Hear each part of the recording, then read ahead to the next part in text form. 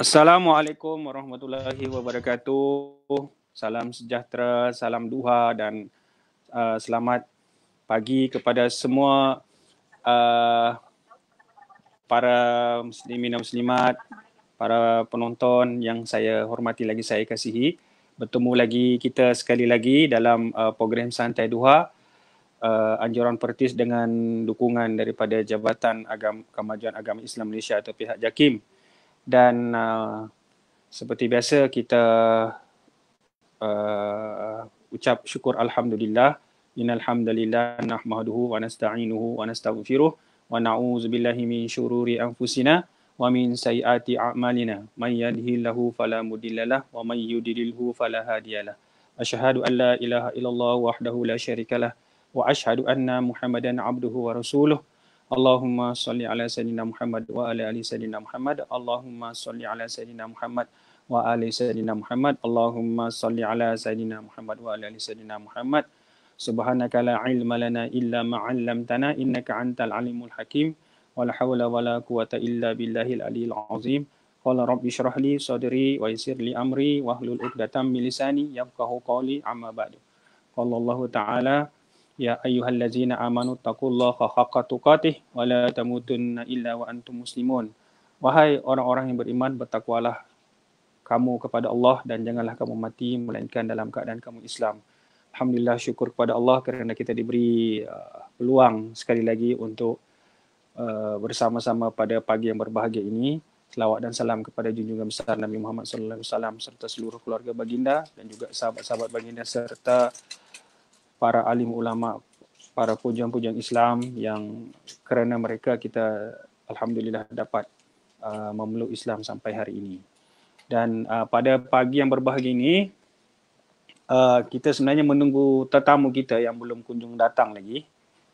Kunjung datang dalam alam maya inilah, iaitu saudara Ustaz Muhammad Fikri Fahmi dari Sabah lah. Sebab saya saya jemput khas untuk beliau datang dalam sembang duha kita pada pagi yang berbahagia ini.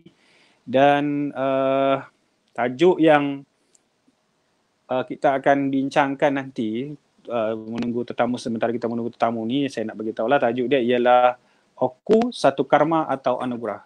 Orang kurang upaya itu satu karma atau anugerah. Karma ni mungkin kita semua tahu itu balasan, kan? Anugerah ni ialah satu pemberian atau satu pemberian yang tidak terkata, yang membawa nikmat, seribu nikmat kepada orang yang diberi itu. Right? Jadi karma atau anugerah lah. Jadi itu tajuk kita dan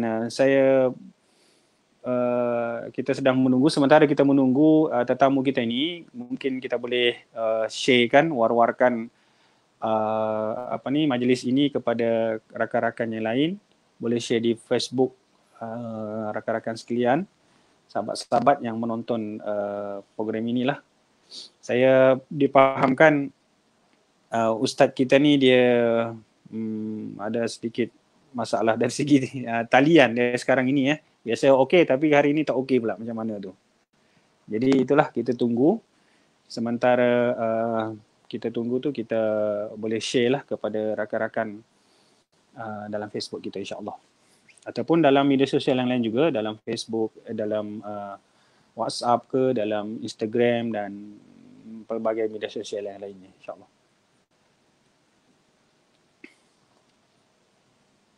Alright, kita nilai dulu, kita share dulu.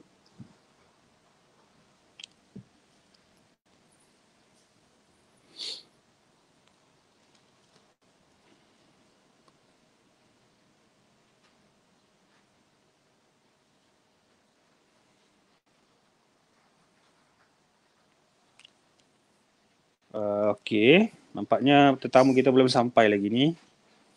So, kita kena still menunggu.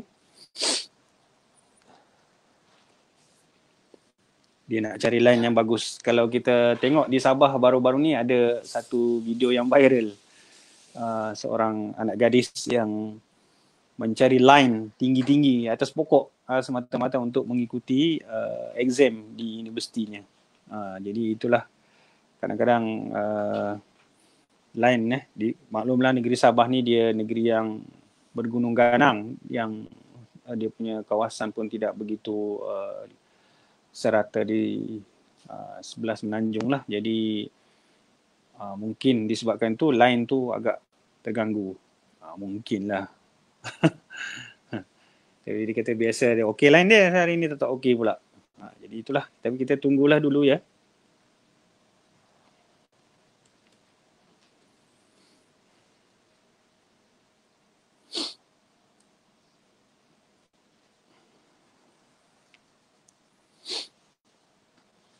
Kita tunggu kita punya tamu belum masuk lagi tamu kita ni. Okey, kalau kita imbas kuliah yang lepas ataupun sembang duha yang lepas, kita telah membincangkan konsep sabar, ya. Konsep sabar, betapa konsep sabar itu sangat penting diterapkan dalam diri setiap diri daripada kita. Sama ada dia OKU ke bukan OKU ke, dia kena ada sifat sabar ni. Sebab sifat sabar ni akan membentuk jati diri kita, kekuatan diri kita dalam menghadapi ujian yang kita hadapi sehari-hari. Sama ada ujian, ya macam-macam ujian lah. Ujian berupa ketakutan, ujian berupa kehilangan harta benda, ujian berupa buah-buahan, kehilangan jiwa, ya, sakit dan sebagainya. Maka itu semua ujian dari Allah, termasuklah keadaan diri sebagai seorang OKU tu. Okay, dia merupakan satu ujian.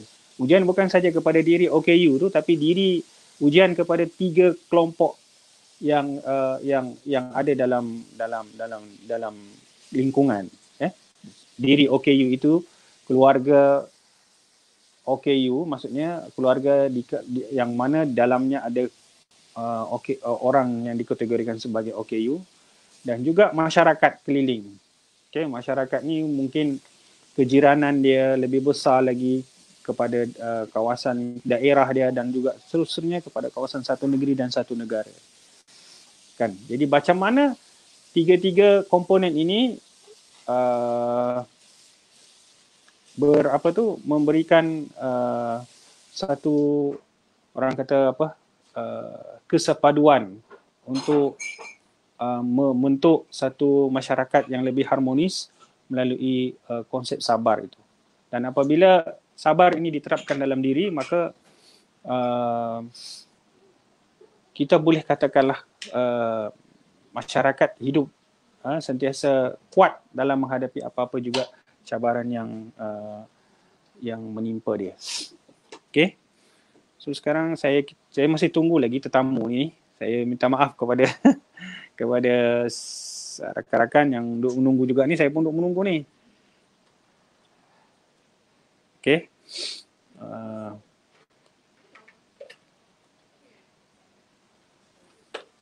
Okey, satu karma atau anugerah. Tajuk kita, saya ulang sekali lagi, ialah Oku, satu karma atau anugerah. Mungkin saya boleh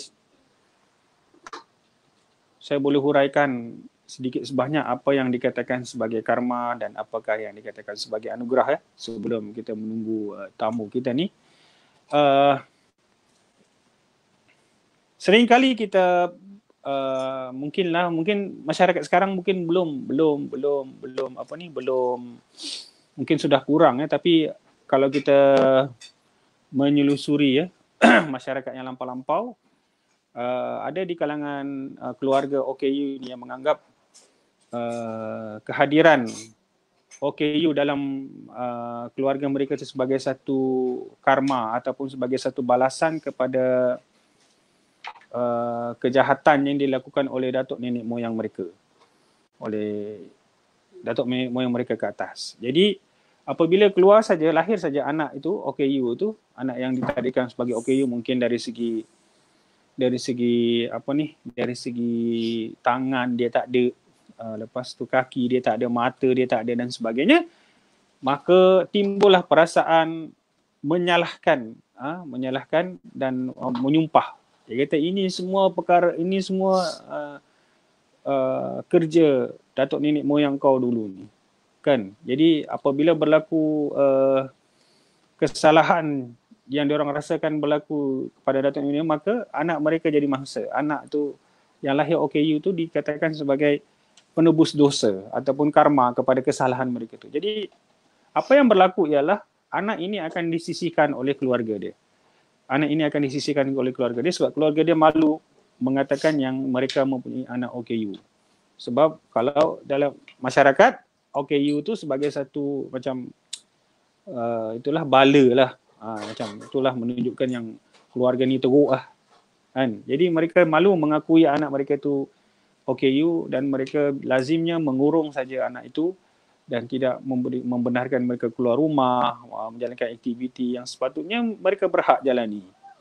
Kan? Dari segi sekolah dan sebagainya. Jadi keadaan ini sangat adalah berlaku di dalam masyarakat kita, terutamanya masyarakat yang dulu-dulu. Sekarang ni mungkin ada di curug-curug mana-mana kampung dan mungkin di bandar-bandar pun mungkin ada, tapi mungkin tidak sebanyak dahulu lah.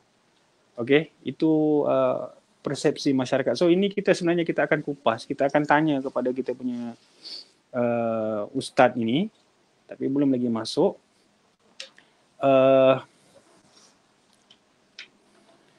Menyentuh kepada anugerah pula.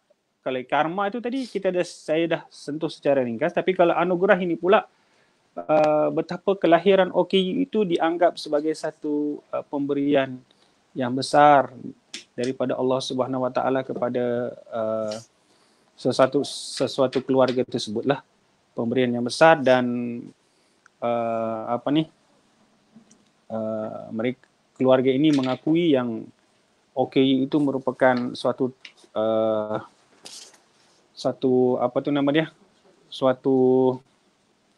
apa yang orang katakan sebagai pelengkap kepada kekuasaan yang Allah tunjukkan ke atas dunia ini. Maknanya OKU ini sebagai satu amanah yang diberikan oleh Allah Taala untuk disantuni, untuk diberikan hak-hak dia sebagai seorang manusia. Dan jadi itulah. Dan apabila hak mereka diberikan, mereka dijaga dengan baik, maka insya-Allah Allah akan memberikan sesuatu yang berharga yang kadang-kadang kita pun tidak sangka akan kita perolehi lah. Right? Kita cek dulu adakah kita punya ni sudah sampai. Belum lagi Sudah 15 minit berlalu ni. Belum masuk lagi. Tak apa, kita tunggu sekejap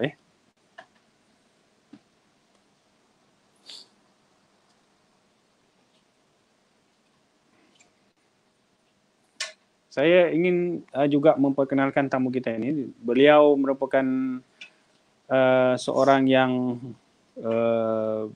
mempunyai kebolehan dari segi pembacaan Al-Quran yang telah mewakili negeri Sabah sebanyak 2 kali iaitu pada 2017 dan juga 2020 baru-baru ni lah mewakili tilawah. Dan beliau sekarang ini bekerja sebagai muazzim di Masjid Bandaraya Kota Kinabalu lah. Jadi kalau macam kita lihat pada hari Jumaat, sembahyang Jumaat tu biasanya akan adalah diri beliau mengalunkan azan tu.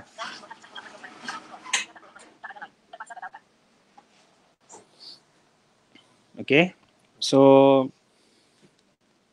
itulah keadaan yang diri Muhammad Fikri inilah.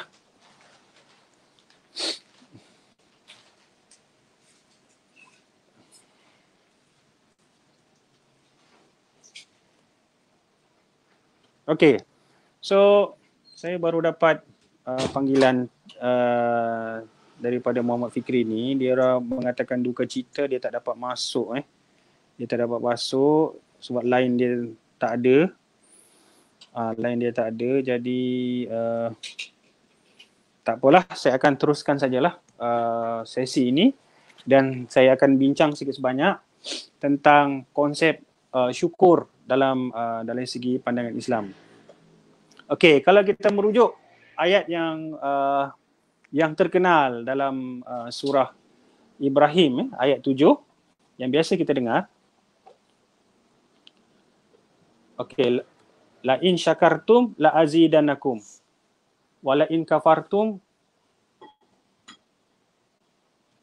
inna azabi lasyadid. Wa in kafartum inna azabi lasyadid. Okey. Jika sekiranya kamu bersyukur, maka aku akan tambah nikmatku. Tapi sekiranya jika kamu kufur, azabku amatlah sangat pedih ataupun sangat keras. Jadi ayat ini ialah ayat yang meminta supaya kita sentiasa bersyukur atas apa saja pemberian yang diberikan oleh Allah Ta'ala. Kalau kita bersyukur, insya-Allah Allah akan memberikan kita nikmat, menambahkan kita nikmat lagi ke atas sesuatu yang dia bagi. So kalau kita bersyukur, Allah akan tambah. Okey, kita bagi contoh macam ni. Kalau manusia dia bagi sesuatu barang kepada kita, contohnya lah telefon ini.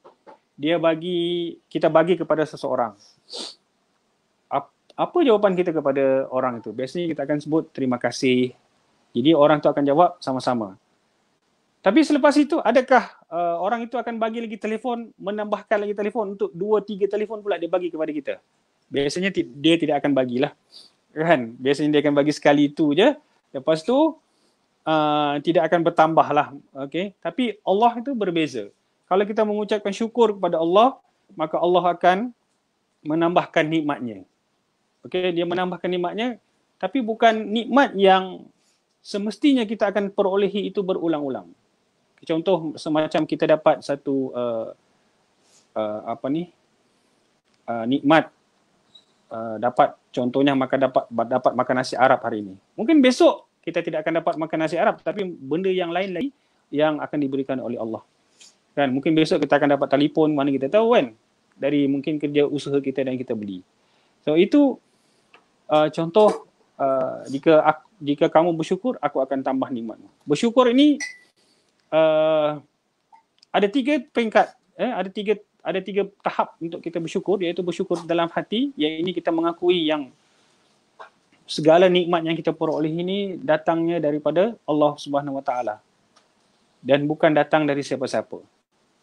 Okay, manusia ini cuma jadi perantara kepada kita, ya, kepada contohnya saya bagi kepada si A, bagi kepada si B, maka si A itu sebagai perantara saja, tapi yang merestui nikmat itu ialah Allah Subhanahu Wa Taala yang mengizinkan benda ini berlaku, mentakdirkan nikmat itu diberi sebenarnya kepada B ialah Allah Subhanahu Wa Taala.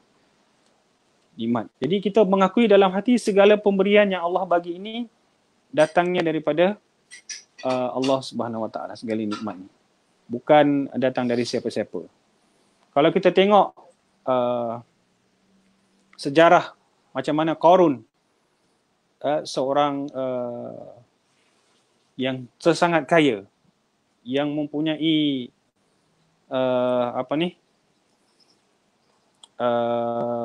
kunci, dipikul oleh kunci saja berpeti-peti, 100 unta lebih kurang pikul kunci dia saja berpeti-peti.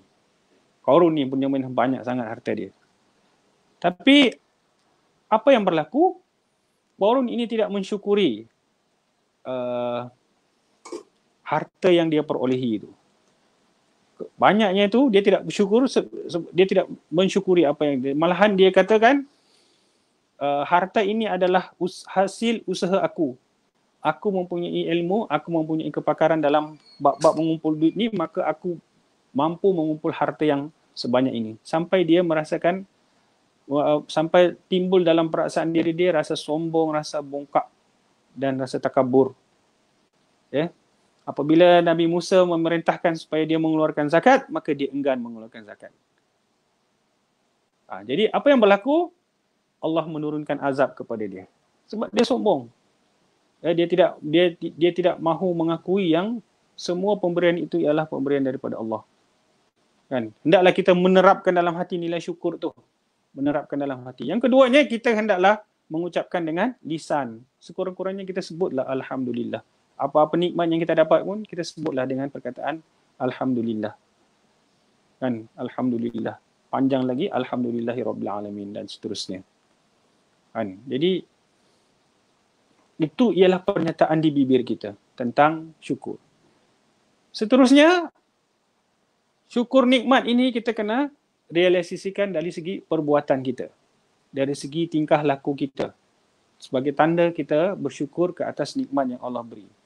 Contohnya, dari segi fizikal kita. Kita rasa syukur sebab kita ada tangan, maka tangan itu kita guna untuk melakukan kerja-kerja kebaikan. Kan? Pergi menuntut ilmu, pergi ialah menggunakan pen menulis kan. Lepas tu kita ada mata, kita melihat perkara-perkara yang baik macam sekarang ni lah, kita online ni, jadi melihat perkara-perkara yang baik lah. Kan? Itu tanda-tanda kita bersyukur kepada Allah Subhanahu Wa Taala. Kan? Jadi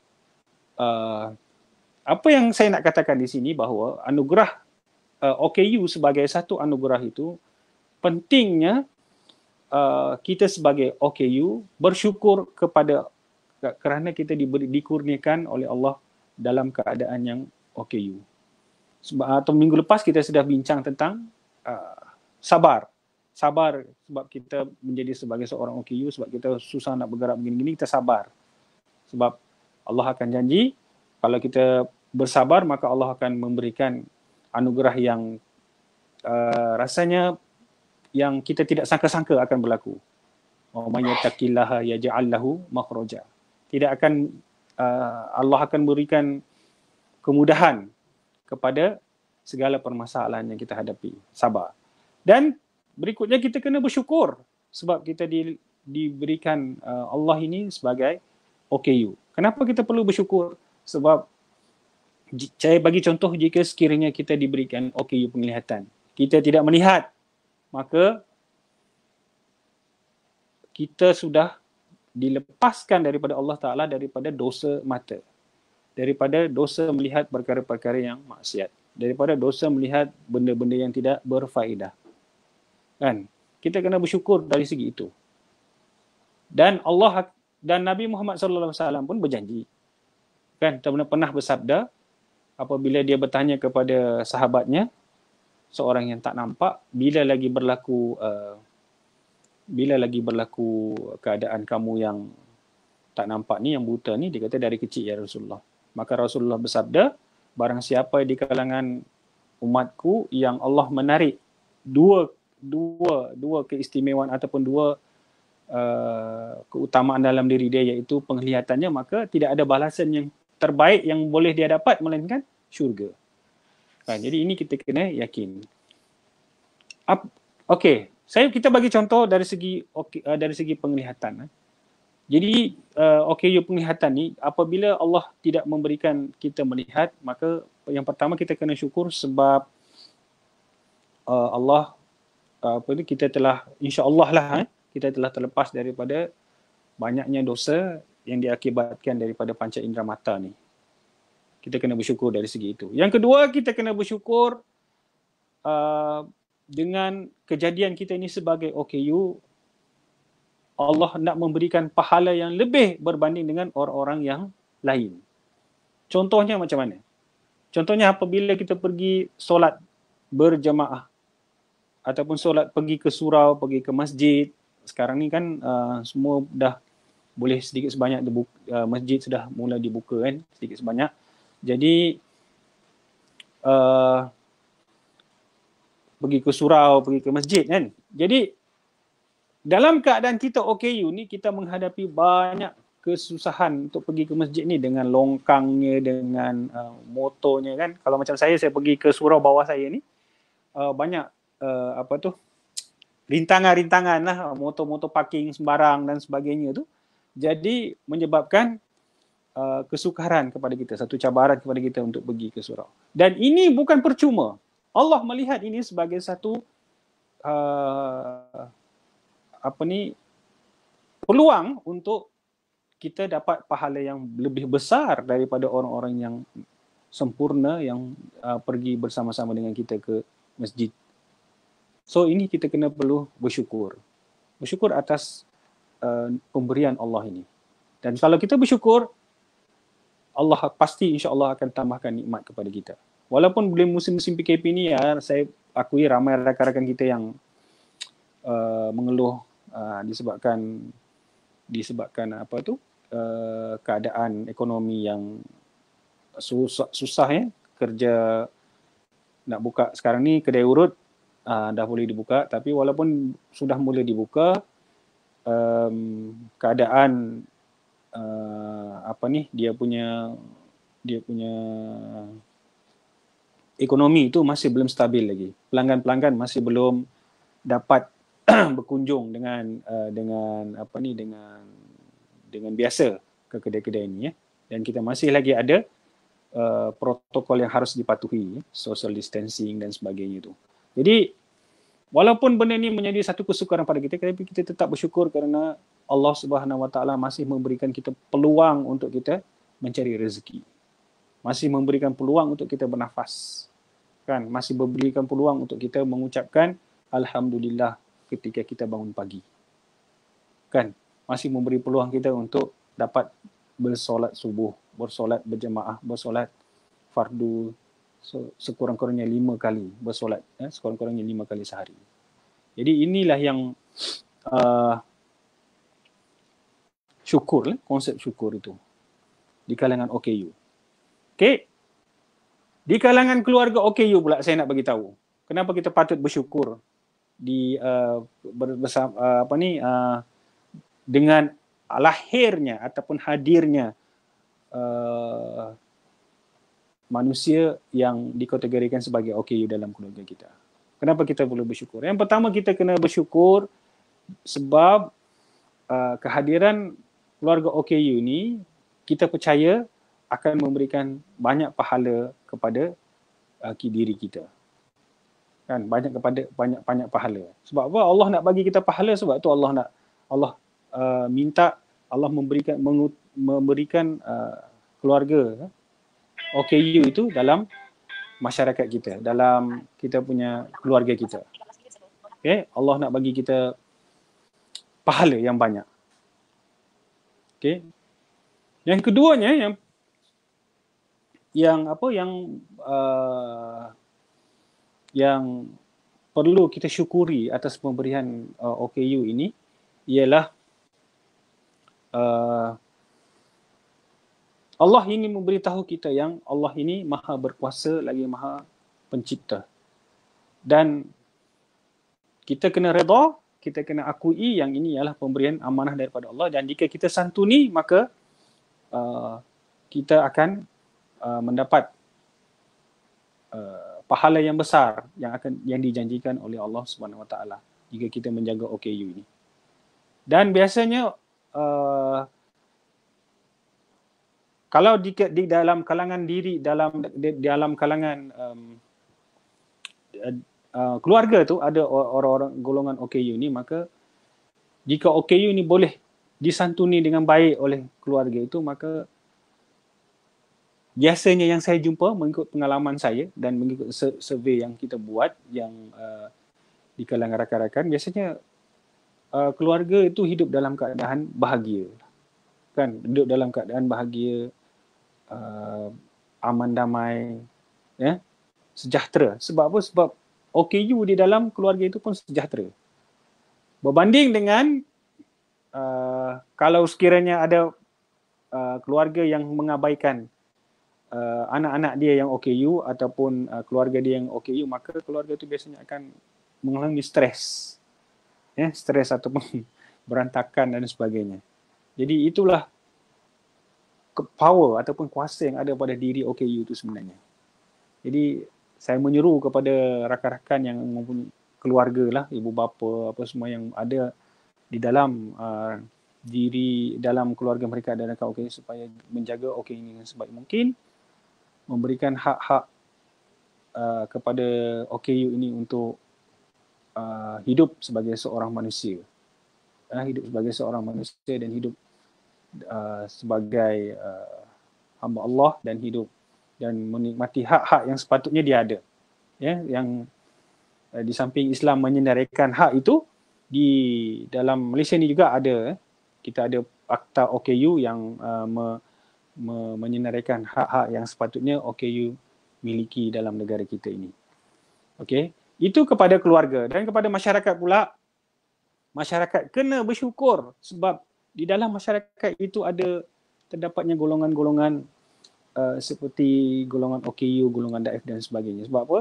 Sebab macam saya katakan juga tadi, Allah ingin memberikan pahala kepada kita yang menyantuni OKU itu. Itu yang pertama. Dan yang keduanya, saya pun selalu juga menyatakan bahawa OKU ni kuasa dia ialah apa? Kuasa dia ialah doa. Ya, doa. Dan kalau sekiranya OKU ni berdoa, sebab OKU ni golongan yang lemah ya, golongan yang kurang yang dialah dikategorikan sebagai golongan yang lemah, golongan yang tidak mempunyai kekuatan, kurang. Jadi apabila kurang, maka Allah akan melihat kepada diri OKU ini dan Allah akan biasanya akan memakbulkan doa-doa mereka ini. Jadi jika masyarakat ini menyantuni OKU yang ada di sekeliling mereka, maka OKU itu akan berdoa untuk kesejahteraan dia, untuk kesejahteraan dalam masyarakat tersebut. Kita boleh lihat sebenarnya ya, kalau kita tengok di negara-negara barat, yang sangat prihatin kepada OKU mereka, ya, maka negara tersebut biasanya akan mengalami satu ketenteraman lah dalam masyarakat dia, aman, damai, sejahtera. Kan? Tidak ada jaranglah kita dengar ada berlakunya konflik-konflik yang serius. Contoh macam di Britain, di Jerman dan sebagainya, di Belanda dan sebagainya yang menyantuni golongan OKU ni. Berbanding dengan negara-negara yang tidak menyantuni OKU, yang kurang menyantuni OKU itu, maka kita akan lihat negara-negara ini biasanya akan berlaku konflik dalam negara mereka. Dia bergantunglah sejauh mana kita menyantuni masyarakat-masyarakat yang dikategorikan sebagai masyarakat daif ini. Kan? Sebab kalau kita dapat menyantuni mereka, maka insya-Allah masyarakat akan sejahtera. Sebab masyarakat pun boleh menggunakan kemudahan yang diberikan oleh yang digunakan oleh OKU itu. Kan? Contohnya macam tandas dan sebagainya itu pun boleh, tapi ada setengah-setengah yang tandas ada dihaskan untuk golongan OKU, itu lagi baguslah daripada kita menyusahkan golongan OKU itu untuk berkongsi tandas dengan kita, contohnya lah. Kan? Okay. So jadi saya nak katakan di sini ya, bahawa OKU ni, golongan OKU ni ialah golongan yang mempunyai kekuatan dia yang tersendiri. Kekuatan dia ialah doa. Kan? Jadi kalau kita rasakan OKU ini sebagai satu anugerah, maka kita kena santunilah OKU ni. Sebab dalam OKU tu ada doa. Apabila kita menyantuni mereka dengan baik, dengan bagus, maka mereka akan berdoa kepada kita dengan doa yang baik-baik.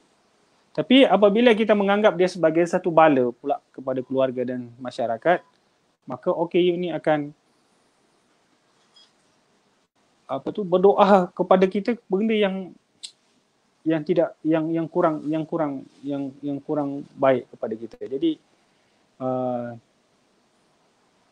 kita merayulah, saya merayu kepada masyarakat dan seluruhnya supaya kita melihat OKU ini sebagai satu anugerah dan bukan sebagai satu karma, bukan sebagai satu bala ataupun sebagai satu hukuman kepada keluarga yang nenek moyang dia. Sebab kita tidak menanggung dosa orang lain, kita menanggung dosa diri kita sendiri.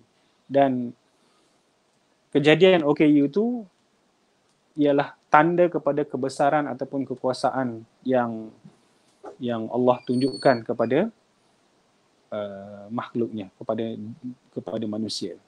Aku berkuasa, aku berhak mencipta apa yang aku mahu. Kan? Dia boleh saja mencipta apa-apa saja yang dia suka, termasuklah diri OKU itu sendiri. Kan? Dengan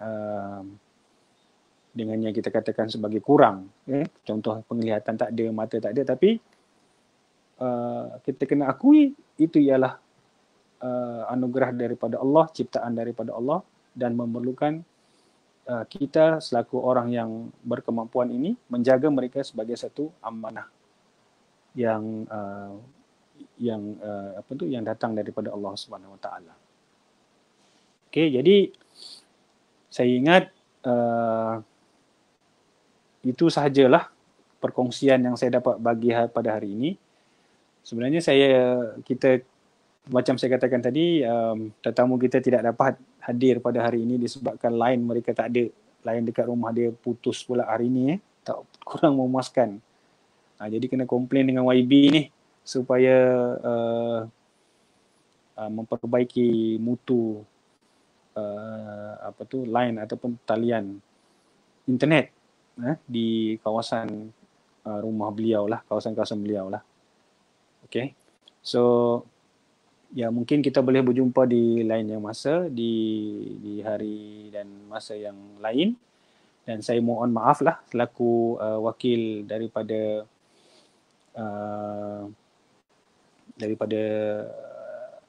Ustaz itu tentang ketidakhadiran beliau. Dan mudah-mudahan sedikit sebanyak perkongsian yang saya berikan tadi dapat memberikan kita satu idea ataupun satu keinsafan dalam diri betapa OKU ni merupakan satu anugerah daripada Allah yang perlu dijaga, yang perlu disantuni dan perlu diberikan hak-hak dia sebagai seorang manusia.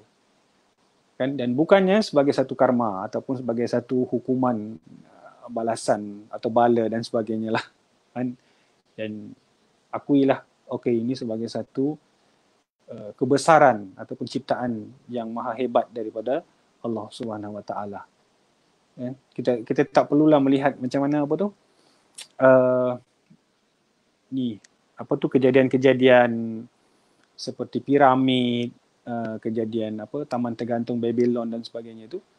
Cukup kita melihat kejadian OKU itu, diri OKU itu, dan kita mengucapkan subhanallah, maha suci Allah kerana menciptakan mereka dengan sebaik-baik ciptaan Allah Subhanahu Wa Taala. Jadi sekian dulu untuk pagi ini, dan saya berpesanlah kepada diri saya dan juga para penonton, kalau boleh kita sama-sama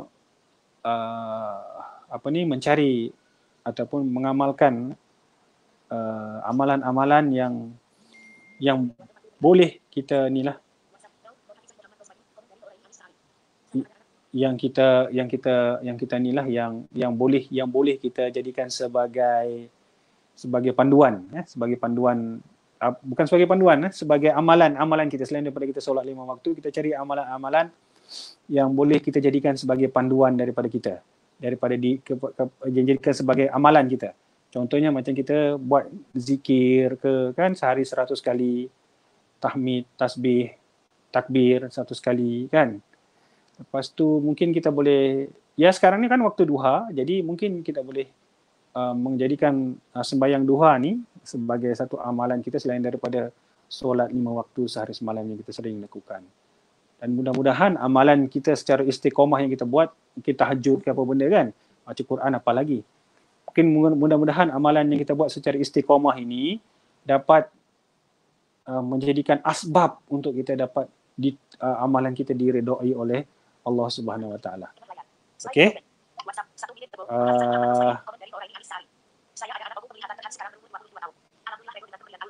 Okey, alhamdulillah ada komen daripada penonton yang mengatakan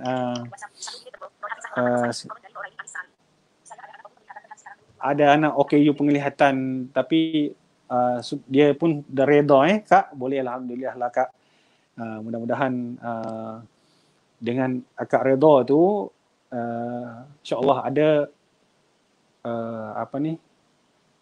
kemudahan yang Allah akan bagi. Jadi walaupun jadi mintalah kepada sesiapa yang ada anak OKU, di samping kita reda dengan pemberian Allah ini, kita kena jangan biarkan dia terkapai-kapai seorang di rumah Kak. Okey, kita kena berikan dia segala kemudahan yang di negara kita ni ada sediakan. Okey. Jadi jangan kita ni lah, jangan kita biarkan anak kita tu ya kita redha, alhamdulillah kita redha, tapi kita kena juga fikir macam mana anak ini boleh kita majukan lagi, sebab sekarang ni banyak kemudahan yang kerajaan kita sediakan. Dan kalau kakak mau tanya lebih lanjut, boleh berhubung dengan di Facebook inilah, boleh hantar mesej dan mungkin insya-Allah kami akan berikan apa-apa maklumat yang kakak perlu untuk membantu anak kakak yang OKU itulah, OKU penglihatan tu. Mudah-mudahan dengan adanya OKU dalam dengan adanya redha akak tu, dan Allah insya-Allah akan redha balik kepada keluarga akak, insya-Allah. Saya doakan amin amin ya rabbal alamin. Rakan saya Saudara Syafiq Jamil, betul kata rakan saya ni, Saudara Syafiq ni mata merupakan punca maksiat. Kan segala segala ialah punca maksiat, tengok zina, tengok apa benda semua kan. Jadi memanglah ya, saya nak kongsi sedikit pengalaman saya. Dulu saya nampak, sekarang dah tak nampak kan. Jadi masa nampak dulu tu memang susah ni kita nak mengawal keadaan mata kita ni. Memang kalau orang yang hebat yang boleh mengawal mata tu, memang dia orang hebat lah. Dan kita ni kan orang muda kan, dulu kan muda, jadi melihat ya terus terang lah kan, kita melihat mungkin wanita dan sebagainya, jadi suka melihat macam tu kan. Kan, jadi suka melihat aurat perempuan dan sebagainya. Jadi yalah, kalau macam kita berjalan-jalan di bandar, macam mana kita melihat kan, jadi bentuk sudah jadi maksiat lah dalam mata kita, maksiat mata, dosa dah kan. Belum lagi kita mungkinlah membaca buku-buku yang tidak berfaedah, menonton benda-benda lah ya, semua tu lah betul lah ya, seperti kata kawan saya dalam komen ni. Okey, semua tu lah. Jadi alhamdulillah lah, saya ucap terima kasih kepada para penonton. Tadi dekat habis, belum habis lagi. Dan ada apa-apa mungkin boleh tinggalkan juga komen terus. Nanti selepas ini kalau bukan sekarang, mungkin saya akan balas juga. Kita akan balas dalam